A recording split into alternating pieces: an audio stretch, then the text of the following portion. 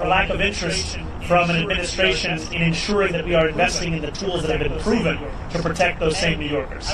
And I will not mince my words when it comes to President Trump. I will continue to describe his actions as they are, and I will also always do so while leaving a door open to have that conversation, because it cannot be understood as if it is an argument between two individuals. I am looking to lead this entire city, and everything that I do must be to the benefit of this city, and I look forward to delivering for that same city. Hi. How's it going on? So after your wedding last night, a lot of critics went to our comment section in the social media news that you run, saying, talk to the Montagnes supporters in 6 months, see how they feel, talk to them in a year, see how bad it's going to get. Do you have any comment on how those folks are reacting and how you... First I'd say we've come a long way since that conversation in the Story Park. And it's lovely to see you here. There were many. I think there were many who said similar things when we launched our campaign on October 23rd. Talk to the campaign in 6 months. Talk to the campaign in a year. See where they are. And what we've shown is that the hunger, the dedication, the commitment to excellence in delivering in the ways in which we have been told are impossible. This is what will typify our efforts. It has thus far. This is what will describe them moving forward. And the passion, as Maria had said, of an undimmed potential for government to meet the needs of working people across this city, that is something that we fully intend to deliver on. These were not words that were shared as a means by which to inspire people for the purpose of an election. These were commitments that were made that we intend to deliver on to ensure that New Yorkers can live in the city they call home.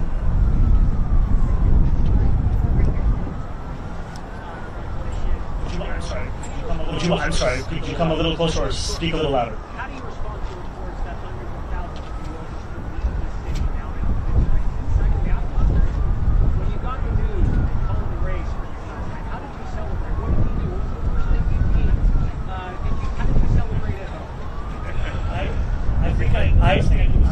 The first thing I did was drink some water, and it took a moment. It took a moment for it to settle in. And when it did, oftentimes this job is described with the language of burden, responsibility, pressure, and those things are true. But what is lost is opportunity, and that is really what I felt in that moment when this race was called. The opportunity we have to deliver for people who have come to expect so little from the politics of their city. And that is an opportunity that is at the heart of what motivates me each and every day.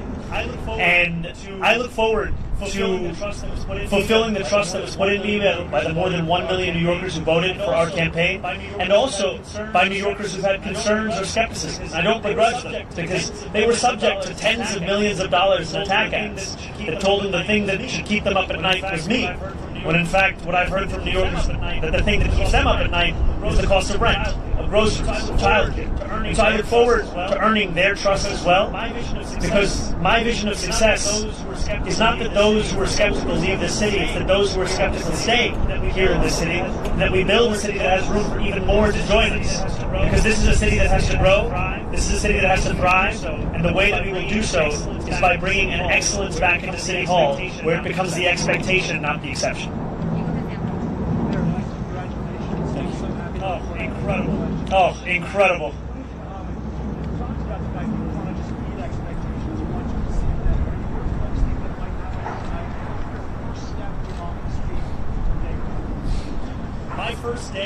My first day in City Hall will look like my last day. It will be focused on the cost of living crisis. It will be focused on delivering for the New Yorkers who have been priced out of this city. 1 in 4 New Yorkers currently living in poverty across the 5 boroughs. And what excites me so much about being on the stage alongside these incredible leaders is that this is not a job that can be done alone. This is not a job that can be done by one person with one vision. It is a job that must be done by a team that is united in purpose in fulfilling the agenda that we ran on.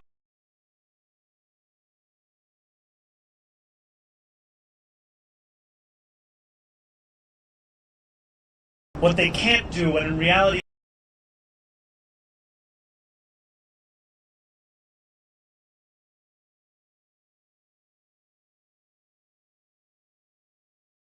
administration. Thank you very much. Thank you very much, Ethan. Governor Hochul has had a good working relationship with Trump, even though he's been very rhetorically hot at some times. Do you think there's anything you can learn from her style of dealing with him? Have you talked to her about it? I think the governor has set for a very good example for what it can look like to both keep a door open to speak with anyone about anything that could serve the interests of the people of this state, while also refusing to sacrifice those same people for the purpose of maintaining a relationship. And that is exactly the approach that I will take. Is when President Trump wants to do something that will benefit the city, I will be there to say as much. But if he is looking to persecute or prosecute or punish the people of this city by virtue of who they are or where they live or where they came from, then I will fight him on that. I think too often we have had a style of leadership that seeks to put oneself before the people that you're looking to serve. And my